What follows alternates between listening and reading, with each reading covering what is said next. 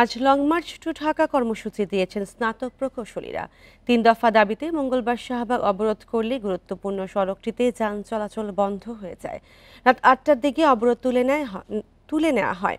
এদিকে গাজীপুর মহাসড়ক অবরোধ করে পাল্টা বিক্ষোভ দেখান ডিপ্লোমা প্রকৌশলের শিক্ষার্থীরা।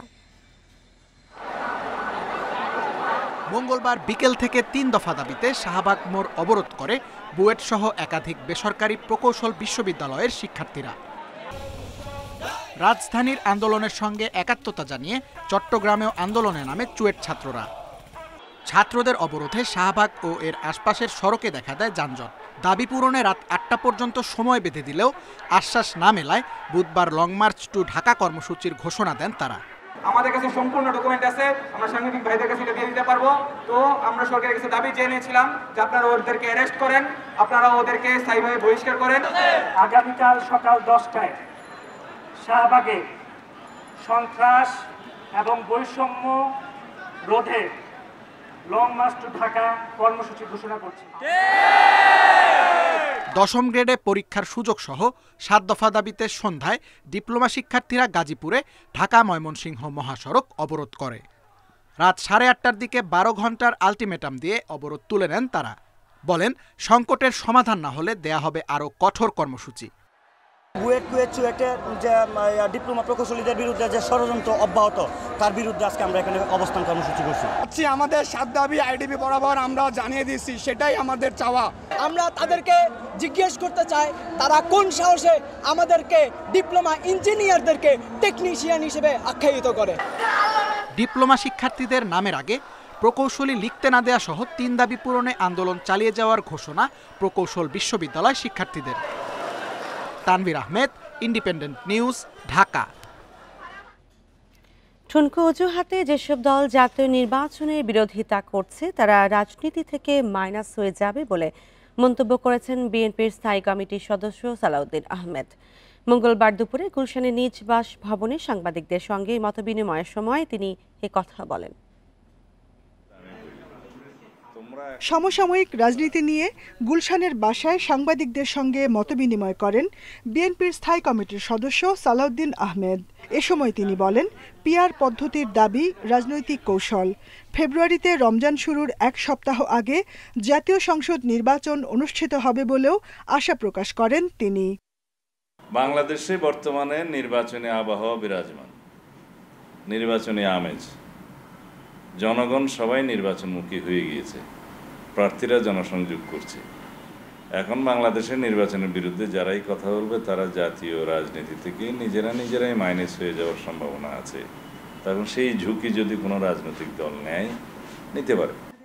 আগামী নির্বাচনে জামায়াতের সঙ্গে জোট হওয়ার সম্ভাবনা নেই বলেও জানান সালাউদ্দিন আহমেদ।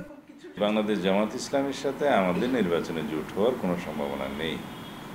অন্যান্য দলের ক্ষেত্রে যুগপৎ আন্দোলনে যারা আমাদের সাথে সঙ্গী ছিলেন তাদের সাথে আমাদের প্রতিশ্রুতি আছে, তাদেরকে সাথে নিয়ে আমরা নির্বাচন করব। এমনকি আগামী দিনে যদি আমরা সরকার গঠনের সুযোগ পাই, তারাও সরকারের অংশ হিসেবে থাকবেন।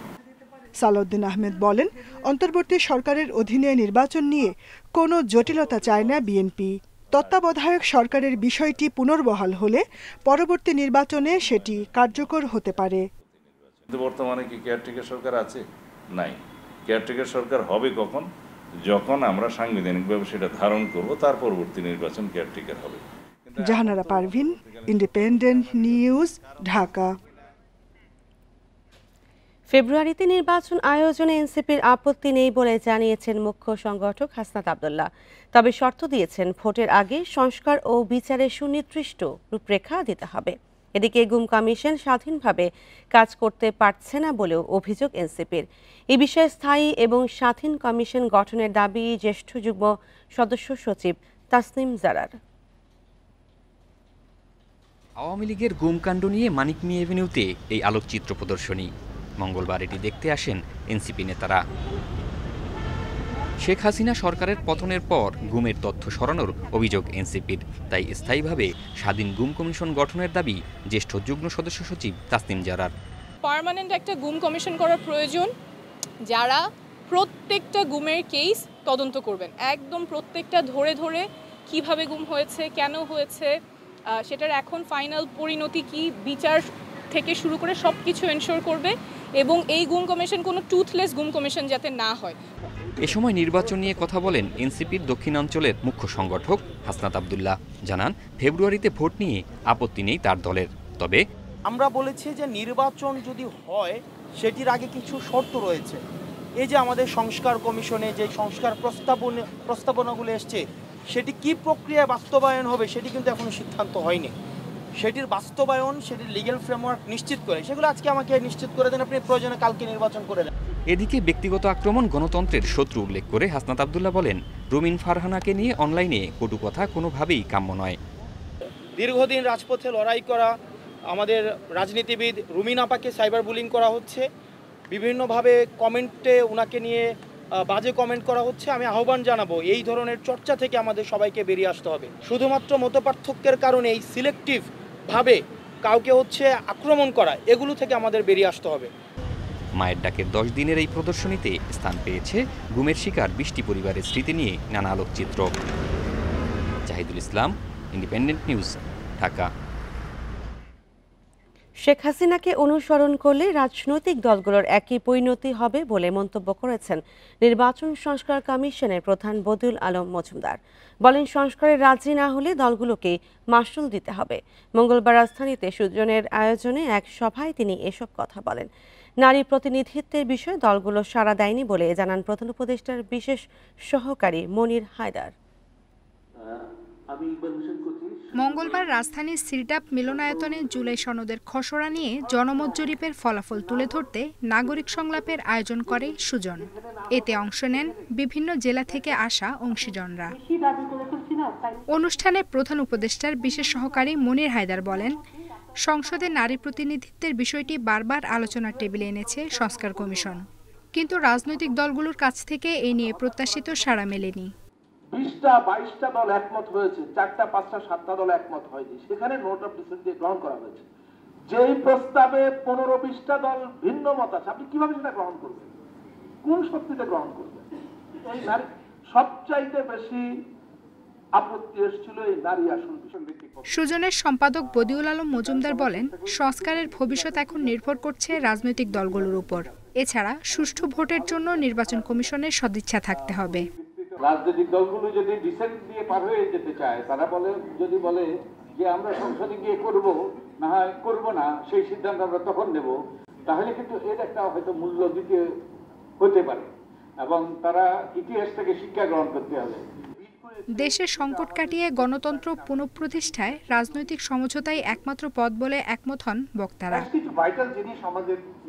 আফসানা আফরোজ জুই, ইন্ডিপেন্ডেন্ট নিউজ, ঢাকা। কারণ দর্শনের নোটিশে জবাব দেওয়ার কয়েক ঘন্টার মধ্যে ফজলুর রহমানের সব পদ 3 মাসের জন্য স্থগিত করেছে বিএনপি। দলটি জানায়, জুলাই অভ্যুত্থানের পর থেকে ফজলুর রহমানের বক্তব্য নিয়ে বিভ্রান্তি তৈরি হয়। রোববার বিএনপি থেকে তাকে শোকজের নোটিশ দেয়। ফজলুর রহমান শোকজের জবাবে মঙ্গলবার জানান, জুলাই আগস্ট গণঅভ্যুত্থান নিয়ে কুরুচিপূর্ণ এবং বিভ্রান্তিকর কোনো বক্তব্য দেননি তিনি। এটি তার স্বভাব চরিত্রের বিপরীত বলেও দাবি করেন। বলেন, রাজনৈতিকভাবে ধর্ম ব্যবসায়ীদের বিরুদ্ধে তার অবস্থান চিরদিনই এরকম থাকবে। আরও জানান, অপশক্তির বিরুদ্ধে সবসময় কথা বলা তার পবিত্র দায়িত্ব। গত 6 মাসে শত শত বক্তব্য দিয়েছেন জানিয়ে তিনি বলেন, এর মধ্যে 2-1টা বক্তব্যে তার কিছু ভুল ত্রুটি থাকতে পারে। জবাবে বিএনপি জানায়, মুক্তিযোদ্ধা হিসেবে সম্মান দেখিয়ে তার বিরুদ্ধে কঠোর সাংগঠনিক ব্যবস্থা নেওয়া হয়নি। ছাত্রলীগের সাবেক সভাপতি ফজলুর রহমান 1986 এর নির্বাচনে আওয়ামী লীগ থেকে ভোট করেন। 2001 নির্বাচনে কৃষক শ্রমিক জনতা লীগ এবং 2008 নির্বাচনে ছিলেন বিএনপির প্রার্থী।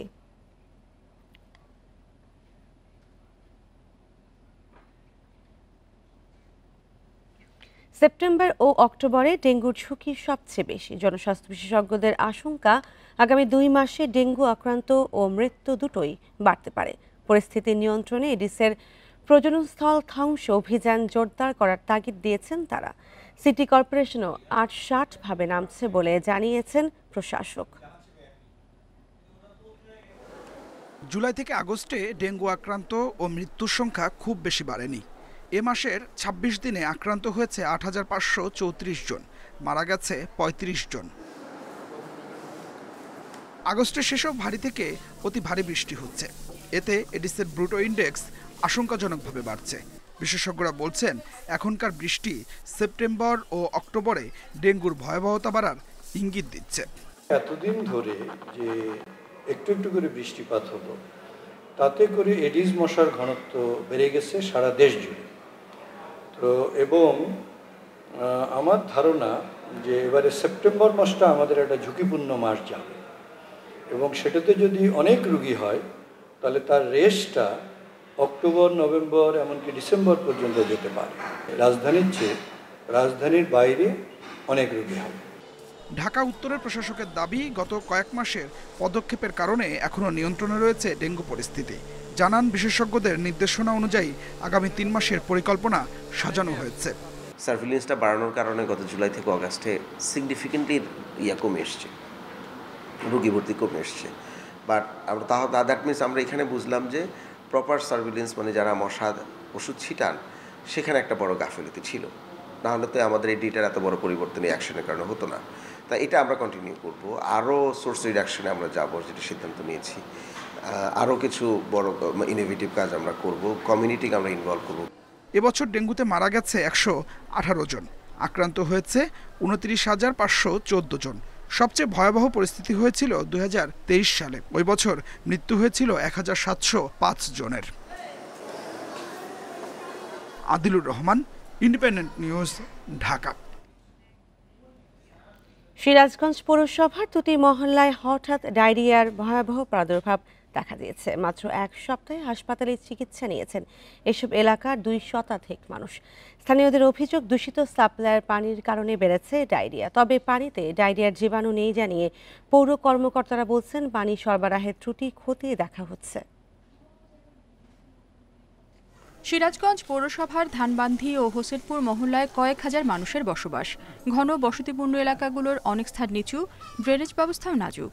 ড্রেনের সাথে আবার যুক্ত হয়েছে অনেক বাড়ির পয় নিষ্কাশন ব্যবস্থা। প্রতি বর্ষাতেই এসব এলাকায় বাড়ে ডায়রিয়ার প্রাদুর্ভাব। আগস্টের শুরু থেকে মহল্লা দুটি থেকে হাসপাতালে ডায়রিয়া রোগী ভর্তির সংখ্যা আশঙ্কাজনকভাবে বাড়তে শুরু করে। স্থানীয়দের অভিযোগ, সাপ্লাইয়ের পানির ট্যাঙ্ক পুরনো, জং ধরা। এছাড়া পাইপে লিকেজ থাকায় পানির সাথে নোংরাও আসে, এ থেকে ছড়াচ্ছে রোগবালাই। স্যালাইন ট্যালাইন খাওয়াইছি, তারপরে বেশি অবস্থা হয়ে গেছে, কালকে নিয়ে আসছি, এই 4-5টা স্যালাইন চলে গেল। সাপ্লাইয়ের পানি ময়লা আসে, কেদাও আসে, কত সময় দেখা যায় যে আবার এই গন্ধ করে। সরকার থেকে বা পৌরসভা থেকে তারা একটা উদ্যোগ নিয়ে এই আমাদের একটু ভালো পানি সাপ্লাই করার ব্যবস্থা করুক। আমরা চাই, আমরা সবাই সুস্থ থাকতে চাই। তবে পানি পরীক্ষায় কোনো জীবাণু পাওয়া যায়নি দাবি করে কর্তৃপক্ষ বলছে, ট্যাঙ্ক ও পাইপে সমস্যা থাকলে তা ঠিক করা হবে। আমরা এই বিষয়ে যথাযথ ব্যবস্থা গ্রহণ করব।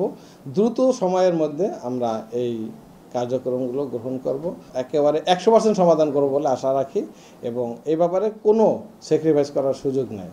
ডায়রিয়ার প্রাদুর্ভাবের কারণ খোঁজা ও সচেতনতা বাড়াতে উদ্যোগ নেওয়ার তাগিদ চিকিৎসকদের। পানি ফুটিয়ে খাওয়ার পরামর্শও তাদের। পানি বিশুদ্ধ করে খেতে হবে, এবং খাবারের ক্ষেত্রে বাসি খাবার যেহেতু আমরা বেশি না খাই, বিশেষ করে শিশুদের ক্ষেত্রে তো এটার সম্ভাবনা অনেক বেশি, কারণ তাদের রোগ প্রতিরোধ ক্ষমতা কম থাকে। ডায়রিয়ার প্রকোপ কমাতে পানি বিশুদ্ধকরণ ট্যাবলেট বিতরণ করছে স্বাস্থ্য বিভাগ। Independent news.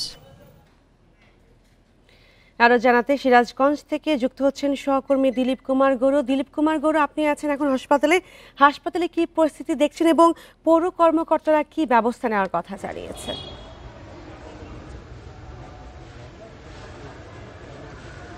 আপনি জানেন যে সিরাজগঞ্জের 2টি মহল্লায়, বিশেষ করে ধানবান্ধি এবং হোসেনপুরে ডায়রিয়ার প্রাদুর্ভাব দেখা দিয়েছে, এবং গত 1 সপ্তাহে প্রায় 2 শতাধিক মানুষ এই হাসপাতালগুলোতে চিকিৎসা নিয়েছে। আমি এখন আছি সিরাজগঞ্জ 250 শয্যা বিশিষ্ট জেনারেল হাসপাতালে। এখানেও কিন্তু যে ডায়রিয়ার জন্য স্পেশাল রুম করা হয়েছে 2টি, সেখানে কিন্তু আমরা দেখেছি নারীদের জন্য আলাদা এবং পুরুষদের জন্য আলাদা ওয়ার্ড করা হয়েছে। সেখানে এখন রোগী ভর্তি হয়েছে এবং তাদের যে আসলে মূলত তাদের স্যালাইন দিয়ে চিকিৎসা করা হচ্ছে। চিকিৎসকরা জানাচ্ছেন যে যারা রোগী আসছে 2 দিন 3 দিন ভর্তি থাকার পরে তারা আবার চলে যাচ্ছেন। কিন্তু দেখা গেছে যে এই এলাকাগুলো একই পরিবারে 2-3 জন করে আক্রান্ত হচ্ছে। তো এখানে আমরা যেটি জেনেছি যে অভিযোগ স্থানীয়দের যে পৌরসভার পানির ট্যাঙ্কির সাপ্লাইয়ের যে পানি, সেই পানির মধ্যে নোংরা জীবাণু আসার কারণে এই ধরনের রোগ হচ্ছে তাদের। তবে পৌরসভা বলছে যে তারা এই অভিযোগ পাওয়ার পরে সেখান থেকে পানি স্যাম্পল সংগ্রহ করে পরীক্ষাগারে পাঠিয়েছিল এবং জনস্বাস্থ্য অধিদপ্তর থেকে সেটিকে কোনো ব্যাকটেরিয়া নেই বলে জানানো হয়েছে। তবে পৌরসভা যে দাবি যে এখানে নিচু এলাকা, এখানে ড্রেনেজ ব্যবস্থার সমস্যা রয়েছে, পয় নিষ্কাশনের সমস্যা রয়েছে এবং বৃষ্টি হলে এখানকার যে এলাকাগুলো ডুবে যায় সেখান থেকে আসলে জীবাণু ছড়িয়ে যেতে পারে। তবে পৌরসভার পক্ষ থেকে আসলে মূলত কি কারণে এখানে এই ডায়রিয়া হচ্ছে, পানির কারণে নাকি সেখানকার স্বাস্থ্য ব্যবস্থা খারাপের জন্য, সেটার জন্য আসলে তারা তদন্ত করছে এবং এখানে সিভিল সার্জন ও জনস্বাস্থ্য অধিদপ্তরের লোকজন এই সাথে যুক্ত আছে এবং তারা বলছে যে পানির ট্যাঙ্কি যে আছে, পুরাতন পাইপগুলো যে আছে, সেই পাইপে যে জম ধরে গেছে সেগুলো সংস্কার করবে এবং সেখানে সিরাজগঞ্জের চিকিৎসক যারা আছে তারা বলছে যে তারা ওই অঞ্চলে মানুষ যাতে পানি ফুটিয়ে খায় এবং পচা বাসি খাবার না খায় সেই পরামর্শ দিচ্ছে। সিরাজগঞ্জে বেড়েছে ডায়রিয়ার প্রাদুর্ভাব এবং সেই বিষয়ে জানাচ্ছিলেন সহকর্মী দিলীপ কুমার গৌড়। জাতীয় কবি কাজী নজরুল ইসলামের মৃত্যুবার্ষিকীতে তার সমাধিতে শ্রদ্ধা জানাচ্ছে বিভিন্ন রাজনৈতিক ও সাংস্কৃতিক সংগঠন। ভোর থেকে চলছে ফুল নিয়ে শ্রদ্ধা নিবেদন। ভোরে নজরুলের সমাধিতে ফুল দিয়ে শ্রদ্ধা জানান ঢাকা বিশ্ববিদ্যালয়ের উপাচার্য অধ্যাপক ডক্টর নিয়াজ আহমেদ খান সহ বিভিন্ন হলের শিক্ষার্থীরা। বিএনপির পক্ষ থেকে শ্রদ্ধা জানান দলের সিনিয়র যুগ্ম মহাসচিব অ্যাডভোকেট রুহুল কবির রিজভী। এ সময় তিনি বলেন, ব্রিটিশ বিরোধী আন্দোলন থেকে ২৪-এর গণঅভ্যুত্থান সব জায়গাতেই ছিল নজরুলের সরব উপস্থিতি। যে কোনো আন্দোলন সংগ্রামে নজরুল ইসলাম প্রেরণা যোগান। দুঃসময়ে কাজী নজরুলই মানুষকে উদ্দীপ্ত করেছে। পরে কবির সমাধিতে শ্রদ্ধা জানায় সংস্কৃতি মন্ত্রণালয়, নজরুল ইনস্টিটিউট সহ বিভিন্ন রাজনৈতিক দল ও সাংস্কৃতিক সংগঠন।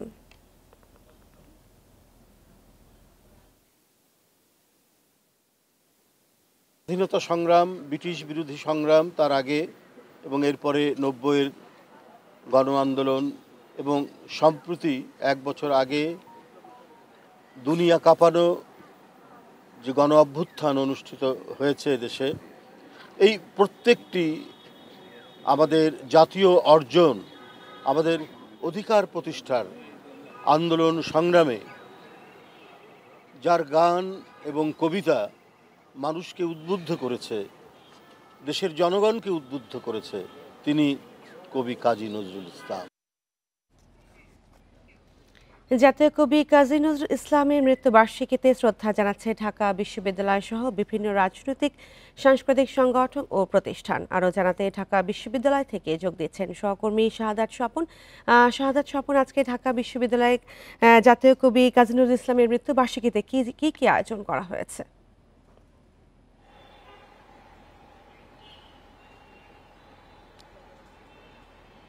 দেখুন, আয়োজন তো প্রতি বছর কাজী নজরুল ইসলামের যে সমাধিসৌধ আছে এখান থেকেই শ্রদ্ধা নিবেদনের পর্ব শুরু হয়। সকালে ঢাকা বিশ্ববিদ্যালয়ের পক্ষ থেকে শ্রদ্ধা নিবেদনের মধ্য দিয়েই কিন্তু দিনটি শুরু হয়। আজকেও সেভাবে শুরু হয়েছে। এখন পর্যন্ত সেই শ্রদ্ধা নিবেদনের পর্ব চলছে। আমরা দেখেছি ঢাকা বিশ্ববিদ্যালয়ের পাশাপাশি বাংলা একাডেমি, নজরুল ইনস্টিটিউট সহ বিভিন্ন সামাজিক, সাংস্কৃতিক ও রাজনৈতিক সংগঠনের পক্ষ থেকে শ্রদ্ধা নিবেদন করা হয়েছে। আমরা দেখতে পাচ্ছি যে এই বিখ্যাত নজরুল সঙ্গীত শিল্পী ফেরদৌসারা তিনি তার আজকের দিনের অভিব্যক্তি প্রকাশ করছেন কয়েকটি গণমাধ্যমে। কিছুক্ষণ আগে তিনি শ্রদ্ধা নিবেদন করেছেন। তার মতো আরও অনেকে এসেছেন, তিনি ব্যক্তিগতভাবে এসেছেন, অনেক আরও বিভিন্ন শ্রেণী পেশার মানুষ, নানা বয়সী মানুষ এখানে এসেছেন এবং তারা অনেকেই গণমাধ্যমের সাথে তাদের আজকের দিনের ভাবনা, অভিব্যক্তি প্রকাশ করেছেন। প্রেম, দ্রোহ এবং সাম্যের কবি হিসেবে পরিচিত জাতীয় কবি কাজী নজরুল ইসলামের ৪৯তম মৃত্যুবার্ষিকীতে এখানে যে শ্রদ্ধা নিবেদনের পর্ব চলছে, এখানে অনেক রাজনৈতিক ব্যক্তিত্বরা এসেছেন, সাংস্কৃতিক ব্যক্তিত্বরা এসেছেন, সাধারণ খেটে খাওয়া মানুষদেরও আমরা দেখেছি এখানে তারা এসেছেন। এই প্রাঙ্গণটিকে সবসময় নজরুলের জন্মবার্ষিকী, মৃত্যুবার্ষিকীতে এখানে আয়োজন রাখা হয়। আজকেও এখানে একটি আলোচনা অনুষ্ঠান ছিল ঢাকা বিশ্ববিদ্যালয়ের সঙ্গীত বিভাগের পক্ষ থেকে আলোচনা এবং সঙ্গীতানুষ্ঠান, যেটি প্রায় ঘন্টা দেড়েক আগে শেষ হয়ে গেছে। আয়োজনটি আসলে শুরু হয় সকাল 6টার পর থেকেই। সূর্যোদয়ের সাথে সাথে এখানে শ্রদ্ধা নিবেদনের পর্ব শুরু হয়। এখানে আমরা বক্তব্য রাখতে শুনেছি কাজী নজরুল ইসলামের দৌহিত্রী খিলখিল কাজীকে। তিনি তার পূর্বপুরুষের যে গৌরবজনক অধ্যায় সেটাকে ধারণ করার জন্য, সেটাকে লালন করার জন্য, সংরক্ষণ করার জন্য তার পক্ষ থেকে তিনি প্রতিবার যেরকম করে আবেদন জানান, এবারও একই রকম আবেদন জানিয়েছেন। বিশেষ করে কাজী নজরুল ইসলামের রচনাবলীকে আরও ভালোভাবে কিভাবে প্রকাশ করা যায় সে বিষয়েও তিনি তাগিদ দিয়েছেন, এবং কাজী নজরুলকে জীবনের প্রতিটি স্তরে কিভাবে চর্চায় রাখা যায় এবং তার যে স্পিরিট, সেই স্পিরিটকে কিভাবে ধারণ করে সমাজ বিনির্মাণে নিজেদেরকে সম্পৃক্ত করা যায় সেই সব বিষয়ে ভাবনার জন্যও কিন্তু তিনি এখানে বলেছেন। ঢাকা বিশ্ববিদ্যালয়ের উপাচার্যও বক্তব্য রেখেছেন এবং তিনিও কাজী নজরুলের যে প্রাসঙ্গিকতা সেই বিষয়গুলো নিয়ে আজকে এখানে কথা বলেছেন। তো এখন আমরা যেটা দেখছি যে ফেরদৌসারা যে শ্রদ্ধা নিবেদন করেছেন এবং তিনি কিন্তু এই প্রাঙ্গণ ছেড়ে চলেও যাচ্ছেন। এরপরে আর এখানে শ্রদ্ধা নিবেদনের যে এখনকার যে ধারাটি সেটি এখানেই শেষ হবে বলে ধারণা করছি। তবে আজকে সারাদিন বিভিন্ন আলোচনা সভা রয়েছে, জাতীয় কবিকে ঘিরে বিভিন্ন সভা, সেমিনার, সিম্পোজিয়াম আছে এবং সেখানেও কিন্তু কাজী নজরুলের প্রাসঙ্গিকতা, কাজী নজরুলের শিল্প সাহিত্য সংস্কৃতি অঙ্গনে তার যে অবদান সেই বিষয়গুলো কিন্তু আজকে আলোচিত হবে এবং তার প্রাসঙ্গিকতা আলোচিত হবে। তো এই ছিল আমার কাছে ঢাকা বিশ্ববিদ্যালয়ের কাজী নজরুল ইসলামের সমাধিসৌধ থেকে শ্রদ্ধা নিবেদনের এই পর্যায়ের শেষ খবর। জাতীয় কবির মৃত্যুবার্ষিকী আজ এবং সে বিষয়ে জানাচ্ছিলেন সহকর্মী সাদাত স্বপন। সমুদ্রে তেল গ্যাস অনুসন্ধানে বিদেশি প্রতিষ্ঠানগুলোর দরপত্র জমা না দেওয়ার কারণ পর্যালোচনা করেছে পেট্রোবাংলা। উৎপাদন অংশীদারি চুক্তি পিএসসি আরও আকর্ষণীয় করে চলতি বছরই আবারও দরপত্র আহ্বান করতে চায় প্রতিষ্ঠানটি। বিশেষজ্ঞরা বলছেন, দেশের জ্বালানি নিরাপত্তা নিশ্চিতে দ্রুত সমুদ্রে অনুসন্ধান জরুরি। 2023 সালের জুলাই মাসে সমুদ্রে তেল গ্যাস অনুসন্ধানে উৎপাদন অংশীদারি চুক্তির মডেল চূড়ান্ত হয়। আগের চেয়ে বিদেশি বিনিয়োগকারীদের গ্যাসের হিস্যা বাড়ে, দামও বাড়ানো হয়, দেয়া হয় নানা রকম কর সুবিধা। গত বছর 57 বিদেশি প্রতিষ্ঠানকে আহ্বান করা হয়। সে সময় 7 কোম্পানি দরপত্রের নথি কিনলেও জমা দেয়নি কেউ। পরে 3 মাস সময় বাড়িয়েও সাড়া মেলেনি। কেন তারা ড্রপ করে নাই? অনীহার কারণ ও করণীয় জানতে প্রতিষ্ঠানগুলোর মতামত, গণমাধ্যম ও বিশেষজ্ঞদের সুপারিশ চায় পেট্রোবাংলা, যেগুলোর ভিত্তিতে পিএসসি সংশোধন করে বিনিয়োগকারীদের আরও সুবিধা দেয়া হচ্ছে। সেগুলি থেকে আমরা কম্পাইল করে যেন ড্রপ হয় এরকম একটা পর্যায়ে নিয়ে আসছি। এখানে আমরা একটাই কনসিডারেশন এনেছি যে দেশের স্বার্থ যেন বিঘ্ন না ঘটে, এটা আমাদের প্রাইম কনসার্ন ছিল। আর বাকি এটাকে অ্যাট্রাকটিভ করার জন্য আমরা কাজ করেছি। সমুদ্রসীমা বিজয়ের এক যুগের বেশি সময় পরও বঙ্গোপসাগরে তেল গ্যাস আবিষ্কার করা যায়নি। বিশেষজ্ঞরা বলছেন, স্থলভাগের গ্যাস উত্তোলন ধারাবাহিকভাবে কমলেও সমুদ্রের গ্যাস অনুসন্ধানে সঠিক সিদ্ধান্ত নিতে পারেনি বাংলাদেশ। এক সময় আগ্রহ দেখালেও দীর্ঘসূত্রতায় বহুজাতিক বিনিয়োগকারীরা বিমুখ হয়েছে। এখন যদি বিদেশি কোম্পানিগুলো বাংলাদেশের দিকে আগ্রহ না দেখায়, তাহলে বাংলাদেশকে আগায় যেতে হবে, তাদেরকে আকৃষ্ট করার জন্য তাদের কাছে যেতে হবে, তাদেরকে ডাকতে হবে এবং শর্ত শিথিল করে হলেও তাদেরকে আগ্রহ তৈরি করার জন্য চেষ্টা করতে হবে। এদিকে বঙ্গোপসাগরে ২৬ ব্লকের মধ্যে অগভীর ২টিতে কাজ করা ভারতের কোম্পানি ওএনজিসি একটি কূপ খনন করে গ্যাস পায়নি। বাড়তি খরচের কারণে আরেকটি কূপ খনন না করেই সম্প্রতি তারা চলে যাওয়ার সিদ্ধান্ত জানিয়েছে পেট্রোবাংলাকে। Hari Saha, Independent news, Dhaka. মাদক অস্ত্র মানব পাচার থেকে শুরু করে হত্যা, ধর্ষণ, অপহরণ সহ নানা অপরাধের রাজ্য হয়ে উঠেছে কক্সবাজারের উখিয়া টেকনাফের রোহিঙ্গা ক্যাম্পগুলো। মাসে গড়ে মামলা হচ্ছে 42টি। এছাড়াও অনেক অপরাধ থাকছে আইন শৃঙ্খলা বাহিনীর দৃষ্টির বাইরে। বিশ্লেষকেরা বলছেন, সংকটাপন্ন এই জনগোষ্ঠীর মধ্যে অপরাধ প্রবণতা গড়ে বসেছে। বাংলাদেশে রোহিঙ্গাদের মানবিক আশ্রয় কেন্দ্রগুলো এখন পরিণত হয়েছে অপরাধের আখড়ায়। হত্যা, ধর্ষণ, মাদক, মানব পাচার এমন কোনো অপরাধ নেই যা ক্যাম্পগুলোতে হচ্ছে না। অপরাধ পরিসংখ্যানের গ্রাফ বরাবরই ঊর্ধ্বমুখী। শুধুমাত্র রোহিঙ্গা ক্যাম্প কেন্দ্রিক 4054 মামলায় এখনও পর্যন্ত আসামি 9033 জন। মামলা না হওয়ায় অনেক অপরাধী হারিয়ে যায় ক্যাম্পের বিভিন্ন অলিগলিতে। ক্যাম্পগুলোতে আধিপত্য বিস্তার নিয়ে সক্রিয় 6টি বড় গ্রুপ। এসব গ্রুপের মধ্যে আছে আবার অনেকগুলো উপগ্রুপ। বিশ্লেষকরা বলছেন, নানা সংকটে থাকা রোহিঙ্গাদের মাধ্যমে আইন শৃঙ্খলার এমন অবনতি অনিবার্য। তাদের সন্তান সন্ততিদের ভবিষ্যৎ নিয়ে তারা কোনো ধরনের তাদের কাছে নিশ্চয়তা নেই, তখন মানুষের মধ্যে এসব এক ধরনের সন্ত্রাসী প্রবণতা বা এক ধরনের তার বিষণ্ণতা বা তার না পাওয়া তার বা ভবিষ্যৎ কোনো ধরনের অন্ধকার দেখার থেকে এগুলো সৃষ্টি হয়। এদিকে রোহিঙ্গাদের অপরাধ নিয়ন্ত্রণে করা মামলার অগ্রগতি নিয়ে আছে প্রশ্ন। বিচার কাজে ধীরগতি থাকায় বাড়ছে অপরাধ প্রবণতা, মনে করছেন সংশ্লিষ্টরা। তদন্তকারী কর্মকর্তারও আধুনিক প্রযুক্তি সহ নানা বিষয়ে খুব আরও অগ্রবর্তী হওয়া উচিত, যার মাধ্যমে সত্যিকার অপরাধী এবং অপরাধের কর্মকাণ্ডটা বিচারকের সামনে বেরিয়ে আসবে। ইতোমধ্যে কক্সবাজার ও আশপাশের জেলার নিরাপত্তা জোরদার এবং অপরাধ নিয়ন্ত্রণে কাজ শুরু করেছে বিশেষ টাস্ক ফোর্স। কক্সবাজার জেলার নাগরিকদের যে সেখানে বসবাসের যে পরিবেশ, এটা সবটাই কিন্তু হুমকির মুখে। উখিয়া সহ অন্যান্য অনেক মানুষ কিন্তু তাদের বাস্তুচ্যুত হচ্ছেন, মানে তাদের ইচ্ছা করে তারা অন্য জায়গায় চলে যাচ্ছেন ভালো পরিবেশে বসবাস করার জন্য।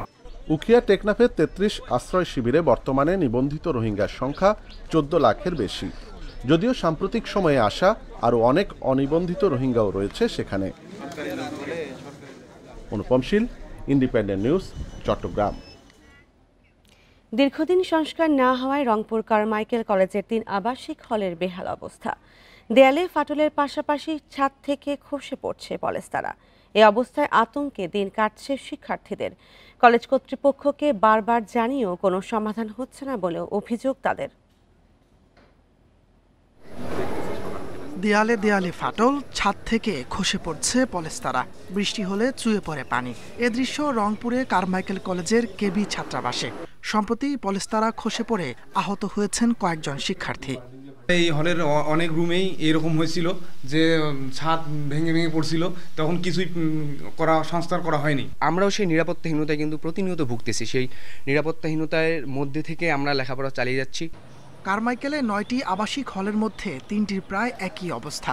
দীর্ঘদিন সংস্কার না হওয়ায় ঝুঁকি নিয়ে থাকতে হচ্ছে শিক্ষার্থীদের। তাদের অভিযোগ, কলেজ কর্তৃপক্ষকে বারবার জানিয়েও কোনো সমাধান হচ্ছে না। প্রশাসনের কাছে অনেকবার অভিযোগ দেওয়ার পরেও তারা আমাদের কাছে আমাদের এই অভিযোগগুলো তারা কানে তুলে নেয়নি। কারমাইকেল ঐতিহ্য বহন করে এই কেবি হোস্টেল আছে। আমরা চাইবো যে আমাদের এই কেবি হোস্টেলে দ্রুত সংস্কার করুক। অধ্যক্ষ বলছেন, ঝুঁকিপূর্ণ আবাসিক হলের মধ্যে কেবি ও জিএল ভবনের বয়স 109 বছর। সংস্কারের জন্য টেন্ডার আহ্বান করা হচ্ছে, দ্রুত কাজ শুরুর আশা তাদের। এই ভবন থেকে শুরু করে আমাদের যতগুলো পুরাতন ভবন আছে, ছাত্রী হোস্টেল, ছাত্রী নিবাস, ছাত্রাবাস, আমাদের একাডেমিক ভবন, প্রশাসনিক ভবন, এগুলো সবগুলোই আমরা মেরামতের আওতায় নিয়ে আসবো। আবু সাইদ হল, জিএল ছাত্রাবাস ও কেবি ছাত্রাবাসে ঝুঁকি নিয়ে থাকছে প্রায় 250 শিক্ষার্থী। এছাড়া ঝুঁকিপূর্ণ বিবেচনায় ওসমানী ও সিএম ছাত্রাবাসকে পরিত্যক্ত ঘোষণা করেছে কর্তৃপক্ষ। Independent news. আর এই ছিল এখনকার সংবাদে। ধন্যবাদ সবাই।